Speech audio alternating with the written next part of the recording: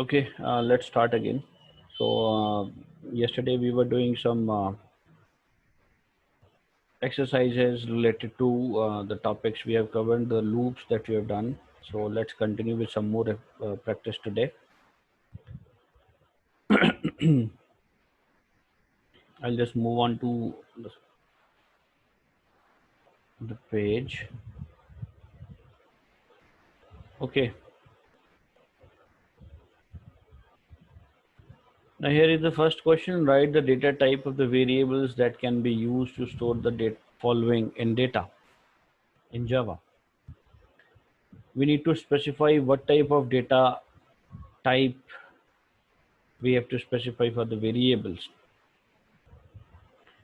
Sales amount achieved by a salesperson. You see, whenever we are going to give a sales amount, sales can be in decimals also. So what data type we prefer? Will prefer either float value or decimal value. Okay. For roll number, since roll number cannot be in decimal, so we'll prefer integer or long. ठीक है, तो हमें data type बताना है, तो sales amount के लिए आपका फ्लोट या डेसिमल, और रोल नंबर के लिए इंट और long. These are some of the methods that we haven't covered yet. We'll do it later on. ये करते हैं. What will be displayed in text field 1 and text field 2 when the following code is executed? अब इस code में देखो, first line says that we have to create four variables x, y, z, and t. All these four are integer type.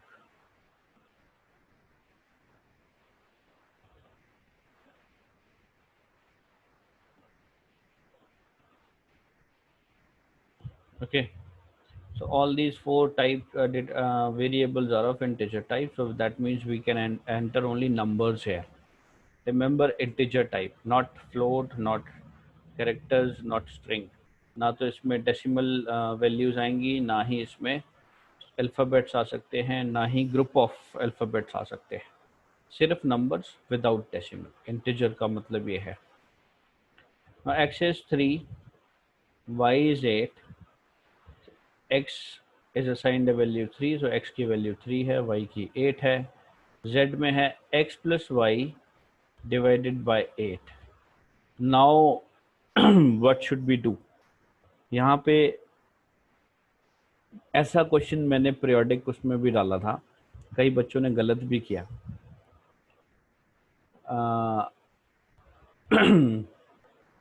No, that was not in 12 in your class, it was in 11th. So anyhow, remember this. Whenever we need to do some calculations, we have to follow precedence of operators, rules of precedence. Precedence means order. किस order से हम लोग calculations करेंगे? सबसे पहले हम क्या करते हैं? मल्टीप्लिकेशन और डिवीजन करते हैं, फिर उसके बाद एडिशन सब्ट्रैक्शन करते हैं. और in case multiplication division both are there, then we move from right to left side. And if addition subtraction both are there, then we move from left to right side. तो अब यहाँ पे पहले हम divide करेंगे, फिर जो answer आएगा उसको हम x में प्लस करेंगे. So y divided by 8, y is again 8, so 8 divided by 8 is 1, and x is 3, so 3 plus 1 will be 4 answer, right? So z becomes 4. Remember, पहले divide बाद में addition. अगर आप पहले ऐड कर रहे हो बाद में डिवाइड कर रहे हो तो आपका आंसर गलत आएगा. So answer of z will be 4, right? 8 over 8, 1, and then add 3 to it. 1 plus 3 is 4. Then t is z plus plus, right? z plus plus का क्या आंसर आएगा? Anybody? कोई बताएगा?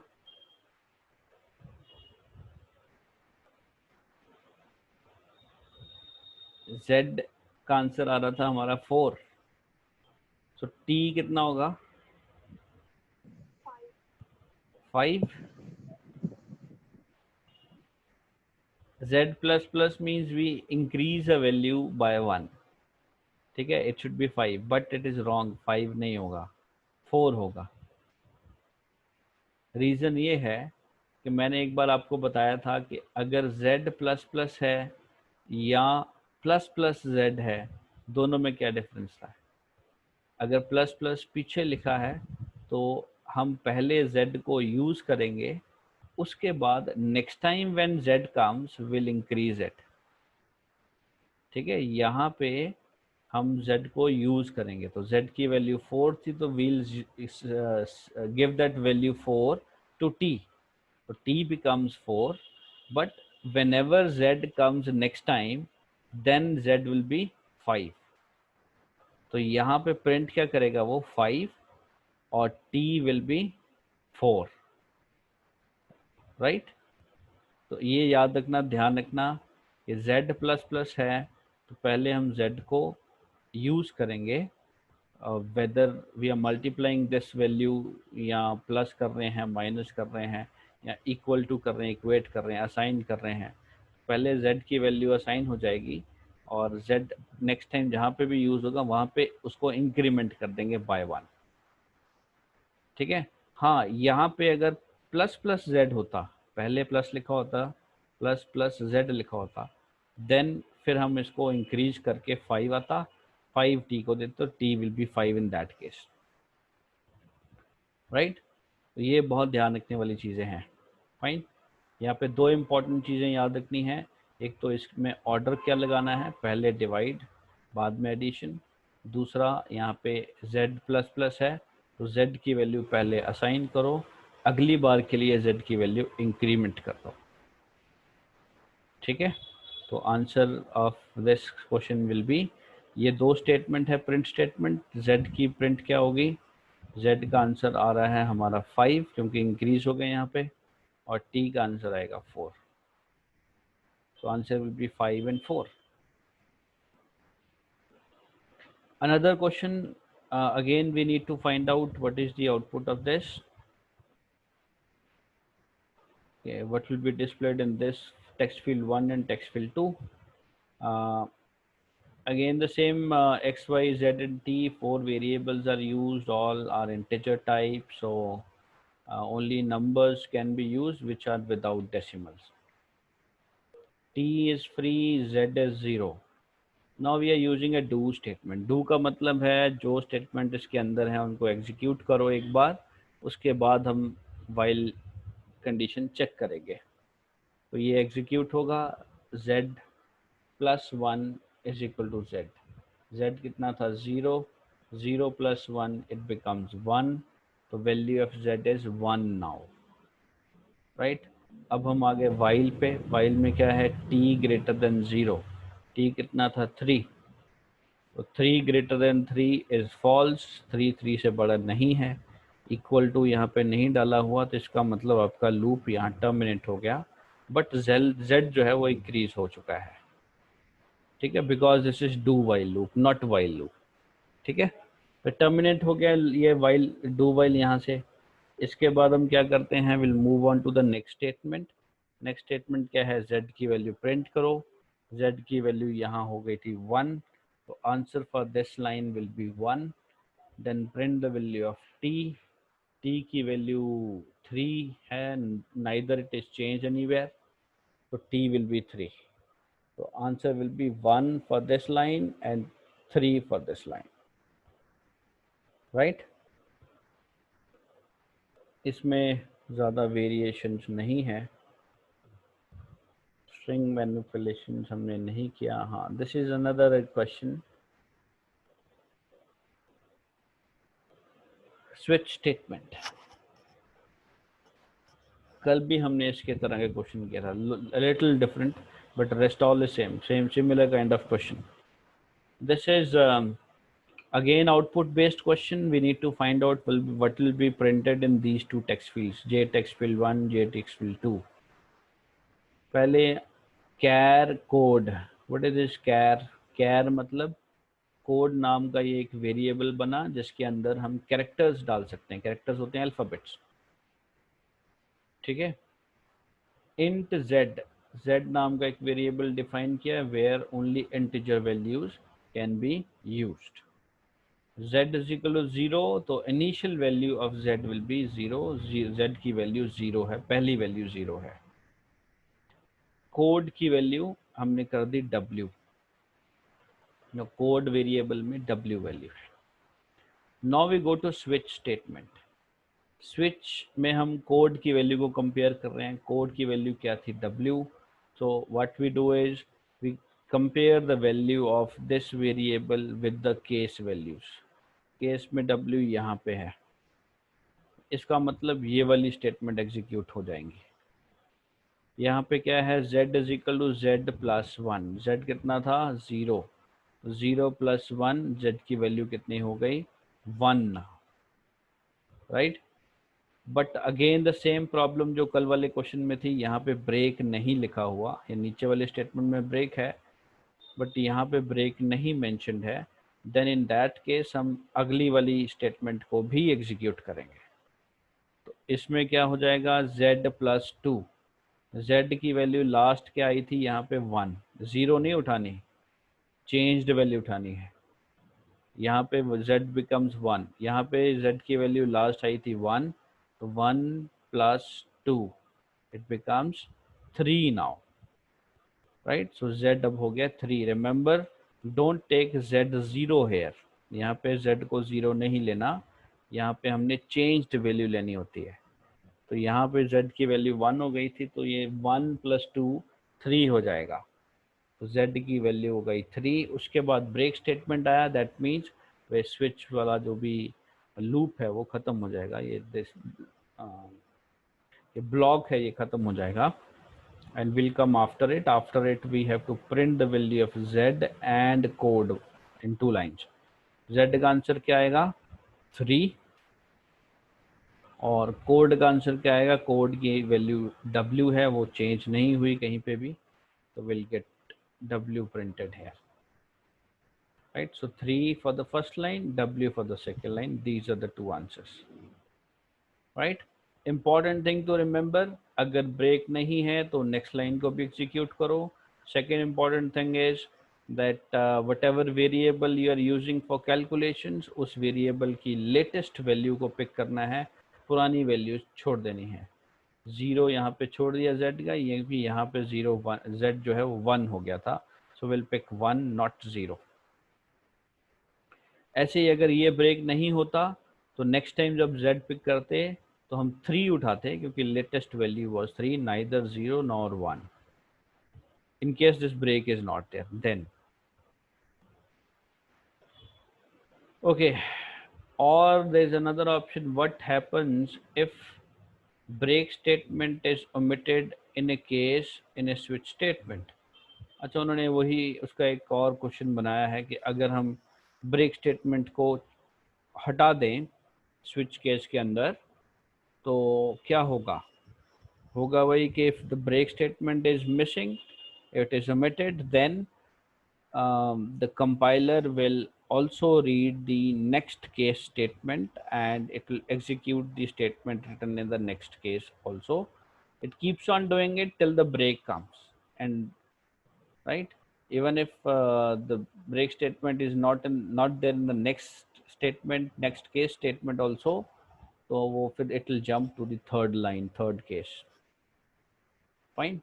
So it keeps on executing all the statements till the break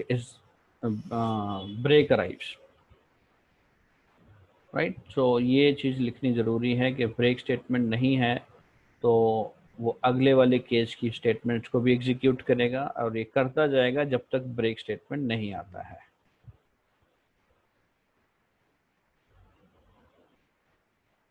another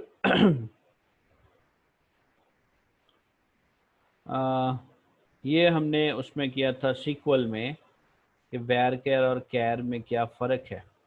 what does the number 10 indicate है, ये जो 10 लिखा है ये क्या है। Number 10 is the maximum size that we can give. Char 10 means we can have 10 characters in this particular जो भी जिसका भी ये डेटा टाइप है उस पर्टिकुलर कॉलम में 10 characters can come maximum, right. So चलो ये सीक्वल वाला पोर्शन हम बाद में डिस्कस करेंगे। Will talk about Java first. Another output based question: what will be displayed in text field 1 jtext field 1 when the following code is executed? अब यहाँ पे देखो तीन वेरिएबल्स हमने डिक्लेयर किए x y and z and we are also initializing them। x की initial value 3, y की value 6, z की value 0। now we'll move on to the next statement। if x is greater than 3, x कितना था 3, so 3 greater than 3 is false। now if it is false, what to do? We have to go to else statement, but there is no else, right. So इसके बाद next if है तो if में चले गए, यहाँ पे फिर से कंपेयर किया x less than 4 and y greater then 6। x कितना लेस देन 4, पहले तो ये देखते हैं 3 लेस देन 4 इज ट्रू, 3 4 से छोटा है। और दूसरा y ग्रेटर देन 6, y कितना था 6, तो 6 ग्रेटर देन 6 हमारा गलत हो गया। तो ये पहले वाली सिचुएशन का आंसर ट्रू है, सेकेंड वाली सिचुएशन का आंसर फॉल्स है, बट बीच में एंड है मतलब दोनों ट्रू होने चाहिए थे। सो बट ये हमारे केस में एक ट्रू है एक फॉल्स है, तो ये वाला इफ स्टेटमेंट भी एग्जीक्यूट नहीं होगा। अब ये नहीं होगा तो इसके एल्स में जाना चाहिए, एल्स तो है नहीं, फिर अगले इफ पे चले गए।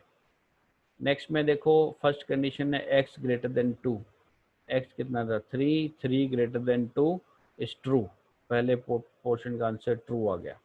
दूसरा क्या है y greater than is equal to 6, y कितना था 6, तो 6 greater than equal to 6, this is true. Greater than तो नहीं है बट इक्वल तो है, 6 और 6 इक्वल है, तो ये दोनों कंडीशन हमारी ट्रू हो गई, ये भी और ये भी। और दोनों कंडीशन ट्रू हो गई और बीच में एंड है तो एंड में दोनों ट्रू होनी चाहिए। दैट मीन्स इफ का ओवरऑल रिजल्ट जो है वो ट्रू है, तो that means will run this statement. ये रन कर दो, यहाँ पे z कितना था 0, 0 प्लस 3 z बिकम्स 0, सॉरी 3, तो now the value of z will be 3। अब इसमें फिर से एल्स या कुछ और नहीं है तो अगले वाला if भी एग्जीक्यूट होगा। Now we need to check, first is x is 3, 3 less than 3 is false, 3 3 से छोटा नहीं है। फिर move to next statement, y greater than 6, y is 6, 6 greater than 6 is again false, तो दोनों false हो गए। तो इसका मतलब और बीच में और है, और में क्या होता है कि दोनों कंडीशंस में से एक ट्रू होनी ज़रूरी है, बट यहाँ पे दोनों फॉल्स होगी तो ये वाली स्टेटमेंट भी रन नहीं होगी। तो finally your z will be 3, ये वाला आंसर जो था। तो we need to print the value of z in the last text field 1 में हमने z की वैल्यू प्रिंट करनी है, तो क्या प्रिंट होगा 3 प्रिंट हो जाएगा। You just have to write answer 3, that's it. Okay, so that's all about this question. Now the next is another category of questions। अभी तक हमने किए हैं वो क्वेश्चन जिसमें हमें आउटपुट्स निकालने होते हैं। एक ये भी कैटेगरी है जिसमें we have to find out the errors, right, and we have to specify कहाँ पे एरर है और उनको हमने अंडरलाइन करना है, right. The best way to answer such questions in the exams is underline करो और साथ में लास्ट में आप लिख दो कि this is the problem over here, ठीक है। अब now let's start with this, हम शुरू करते हैं। Int a comma C semicolon, there is no problem. Int के बाद स्पेस भी है, a कॉमा सी के अंदर स्पेस दे भी सकते हैं, नहीं भी दें तब भी चलता है, और लास्ट में सेमी कोलन भी लगाया है, तो ये सही है स्टेटमेंट। अगली स्टेटमेंट में देखें 30 is equal to C semicolon, यहाँ पे कोई गड़बड़ लग रही किसी को?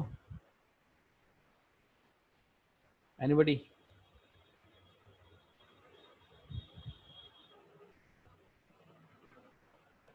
See, this is an error because uh, we cannot assign C a variable to a number. जिस वेरिएबल को हमने वैल्यू असाइन करनी है वो लेफ्ट साइड पे आएगा और नंबर राइट साइड पे आएगा. C is equal to 30 is right, 30 is equal to C is wrong. तो यहाँ पे ये एरर है, यहाँ पे आना चाहिए C इज इक्वल टू 30. ऐसे ही नीचे वाले में भी प्रॉब्लम है. 4 is equal to A is wrong, A is equal to 4 is right. Right, so एक ये एरर हो गया. Underline this and write the correct way over here. C is equal to 30 semicolon. Similarly, underline this, write the correct way over here. A is equal to 4 semicolon. और you can do यहाँ पे एक margin draw करके आप यहाँ correct answers करके लिख दो. ठीक है. Okay, then next statement is while do C greater than 10. अब यहाँ पे या तो do आएगा और लास्ट में while जाएगा या अकेला while आएगा. अब इसके दो तरीके हैं लिखने के. So you can write in both ways and any of these two. पहला तरीका ये है कि आप यहाँ से वाइल हटाओ, यहाँ पे अकेला डू रहने दो और वाइल को उठा के यहाँ ले जाओ कर्ली ब्रैकेट के बाद, क्लोजिंग के बाद, यहाँ पे at the end of it. Right, and ये वाइल के साथ जाएगा यहाँ पे और उसके बाद हमें सेमी कोलन लगाना है. राइट, यहाँ पे only do will remain.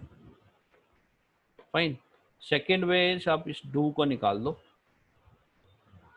Simply write while C greater than 10. Do हटा दो, that's it. राइट, तो यहाँ पे सेमीकोलन नहीं लगता, while स्टेटमेंट के एंड में सेमीकोलन नहीं होता. do while के केस में while के बाद लगता है. और जितनी भी कंडीशंस हैं, if, switch, for, इन सब में सेमीकोलन हम लोग नहीं ऐड अप करते. फाइन. सो इसमें ये एरर हो गया. आप अंडरलाइन करो इसको और करेक्ट फॉर्म यहाँ पे आप लिख दो. द बेस्ट और easiest इज डू हटा दो. Simply write while bracket C greater than 10 bracket close, no semicolon. Then curly bracket is there, opening also, closing also, both are right, there is no problem. यहाँ पे लिखा है A equal to A plus C. A plus C is okay, semicolon is also there, but ये double equal to wrong है. Double equal to कहाँ use करते हैं? Comparisons के लिए. कंपैरिजंस ऐसे ओपनली नहीं होता, इफ स्टेटमेंट के अंदर होता है.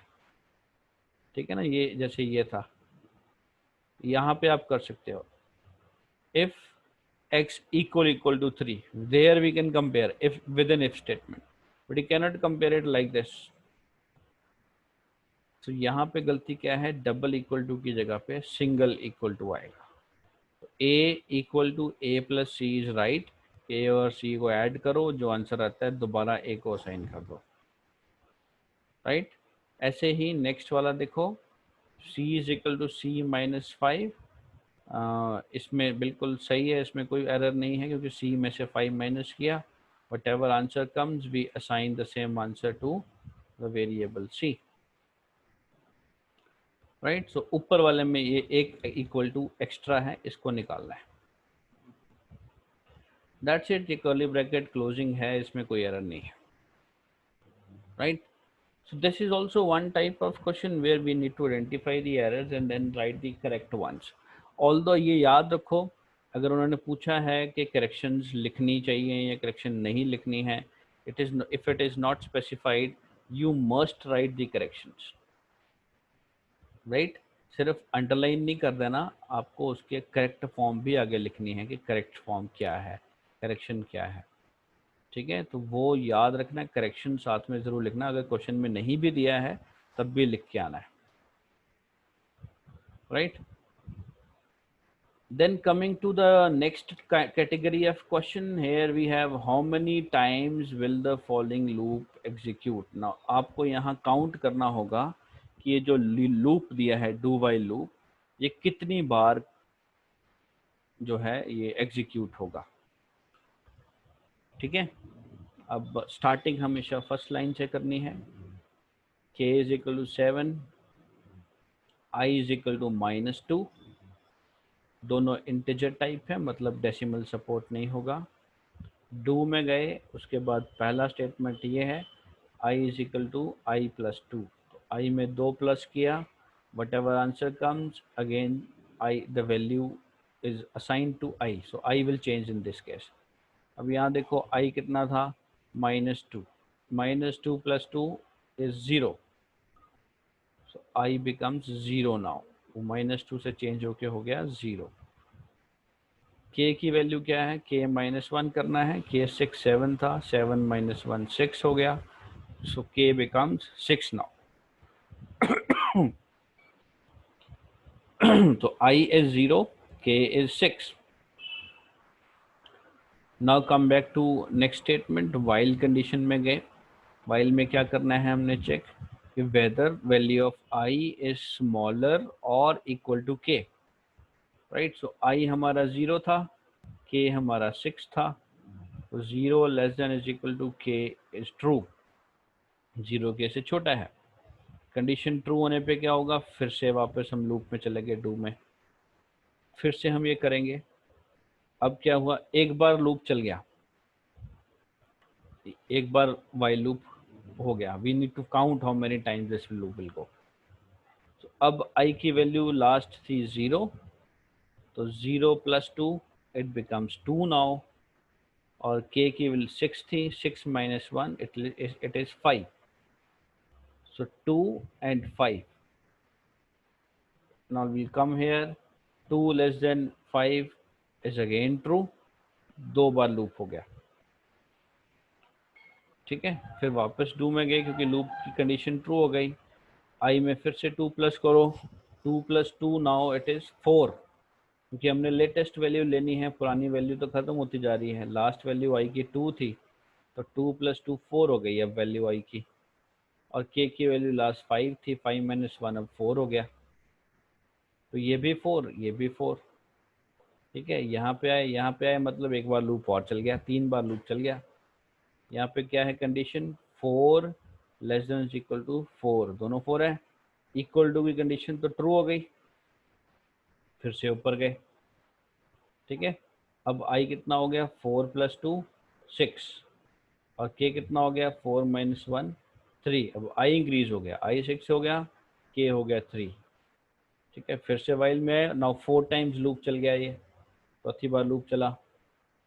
अब i कितना हो गया था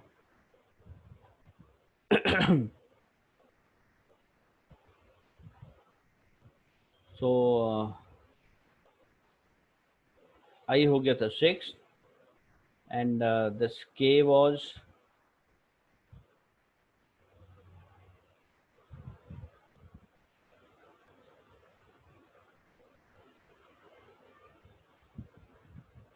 6, k was 7 minus 1 6, then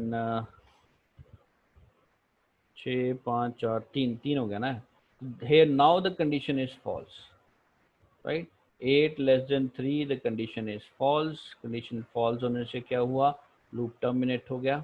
so how many times the loop has executed, it is 4 times, 4 bar loop से चलेगा। ठीक है, so this is how we are going to answer, we just have to write 4 times the loop will execute, right? तो ये आपको ऐसे step by step चलाना पड़ेगा, right? Another question of the similar type, how many times will the following loop will execute? अब इसमें भी वैसे ही I is 2, first of all I is 2, अब लूप के अंदर ही इनिशियलाइजेशन है, पहला स्टेप इनिशियलाइजेशन होता है, उसके बाद हम अपडेशन पे आएंगे। 2 less than is equal to 5 is true, 2 5 से छोटा है, कंडीशन ट्रू होने पे यहाँ आ गए, z बिकम्स I, z की वैल्यू क्या हो जाएगी, जो I की है, I की वैल्यू 2 थी, तो z की वैल्यू हो गई 2, लूप खत्म हुआ, एक बार लूप खत्म हो गया। फिर हम i प्लस प्लस पे जाते हैं, i प्लस प्लस में i को इंक्रीज कर दिया, i 2 था, i हो गया 3, फिर से कंडीशन पे आए, 3 लेस देन 5, ये भी ट्रू है, राइट। z बिकम्स नाउ 3, ठीक है, 2 बार लूप हो गया। फिर I becomes 4, 4 less then 5 is again true, z becomes 4, 3 bar loop हो गया। I becomes 5 now, I 4 plus 1 5, 5 less than equal to 5, equal to तो है, कंडीशन ट्रू हो गई, और z बिकम्स 5 नाउ, और 4 बार लूप चल गया। उसके बाद I becomes 6, 6 less than is equal to 5 is false, but loop will terminate again. How many times the loop will execute? 4 times. तो हमें बेसिकली ये काउंट करना है कि ये कर्ली ब्रैकेट के अंदर जो स्टेटमेंट्स हैं ये कितनी बार चलेंगी, ठीक है। पहले फर्स्ट कंडीशन पे एक बार चली, फर्स्ट कंडीशन क्या थी, I जब 2 था। उसके बाद I3 हो गया, 2 बार चली, फिर I4 हो गया, तब भी चली, 3 बार हो गया, फिर I5 हो गया, फिर चलेगी, क्योंकि I5 less than equal to 5 तो है, equal to is there, less than नहीं तो ये 4 बार हो गया। उसके बाद I जब 6 हो जाएगा तब ये कंडीशन फॉल्स होगी। तो कम से कम 4 बार ये लूप जरूर चलेगा, राइट। चलो let's do one more question, उसके बाद विल एंड अप। तो right the output on the text field, now this is output based. तो ये हमने 3 तरह के क्वेश्चंस किए थे, एक आउटपुट बेस्ड कर लिया, एक हमने एरर वाला किया, और एक हमने ये किया है कि how many times the loop will execute. ये 3 तरह के क्वेश्चंस एग्जाम में पूछे जाते हैं। और now this is output based again. अब यहाँ पे आपको आउटपुट निकालना है, आंसर निकालना है, राइट।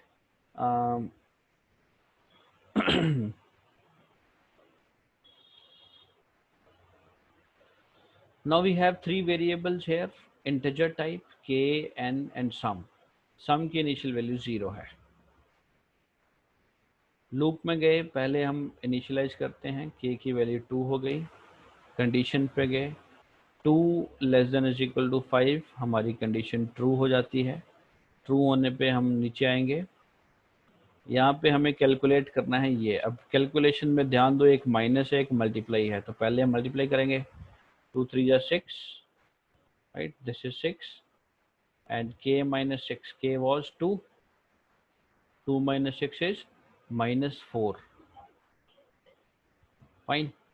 और नेक्स्ट स्टेटमेंट में हमने सम के अंदर n की वैल्यू को प्लस करना है, and sum was 0, n was -4, तो 0 प्लस -4 इज अगेन -4, सम की वैल्यू हो गई -4, राइट। तो n is also -4 and sum is also -4. Now will move to updation, क्योंकि यहाँ पे एक बार लूप खत्म हो गया। अपडेशन में k हमारा 2 था, वो अब यहाँ पे 1 प्लस कर दिया k में, तो 3 हो गया। 3 less than is equal to 5 is true again. यहाँ पे आए, यहाँ पे k की वैल्यू में से k की वैल्यू अब है 3, ये 3 2 जा 6 है, this was 3, 3 minus 6 is -3, right. और नेक्स्ट सम स्टेटमेंट पे गए, सम में सम की लास्ट वैल्यू थी 0, और n की वैल्यू क्या थी, -3, तो 0 plus -3, some is now -3, fine. तो इसका मतलब n की वैल्यू भी -3, सम की वैल्यू भी -3। नाउ रिमेंबर अपडेटेड वैल्यू ही आगे यूज होंगी, पहले 0 0 थी, अब -3 दोनों होंगे। अब आगे गए, k इंक्रीज कर दिया, k अब 3 था, k हो गया 4, 4 लेस देन 5 ट्रू हो गया। फिर से यहाँ आए, k is 4 minus 6, 4 minus 6 is -2, और सम की लास्ट वैल्यू थी -3, और n की वैल्यू है -2, तो -3 प्लस -2 इज -5। अब यहाँ पे चेंज है, n की वैल्यू -2 है, सम की वैल्यू -5 है। फिर k इंक्रीज कर दिया, k was 4, नाउ k is 5, 1 प्लस हुआ, 5 less than is equal to 5 is again true. Come here, n is 5 minus 6, 5 minus 6 is -1, n becomes -1 now, और सम की लास्ट वैल्यू थी -5 और n की भी -5, so -5 -5 it becomes -10। फाइन। अब k की वैल्यू इंक्रीज होके 6 हो गई, 6 less than is equal to 5, हमारा कंडीशन यहाँ पे फॉल्स होती है, तो हमारा ये फॉर लूप यहाँ पे एंड हो गया।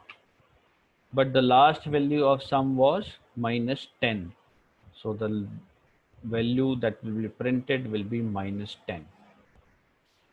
ठीक है। इसका बेस्ट तरीका ये है कि आप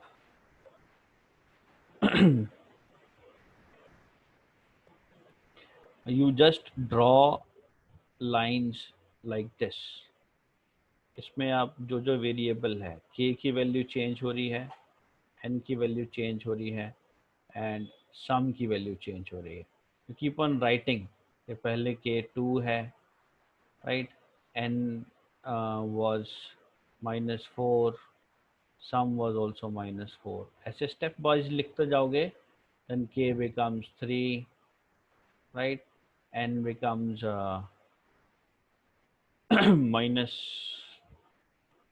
-3, and this is again -3, ऐसे स्टेप वाइज करते जाओ।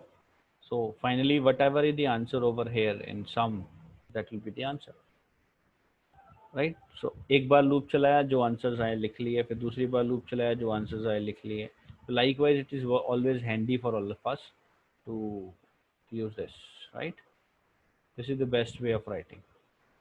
Chalo, okay, then that's it from my side. I'll end up now. So just practice these things. I'll give you the notes of this. अब मैं आपको questions और भेज दूँगा आज, कल मैंने एक भेजा था। Fine. So try and practice. That's it. Okay. Okay. Bye. Huh.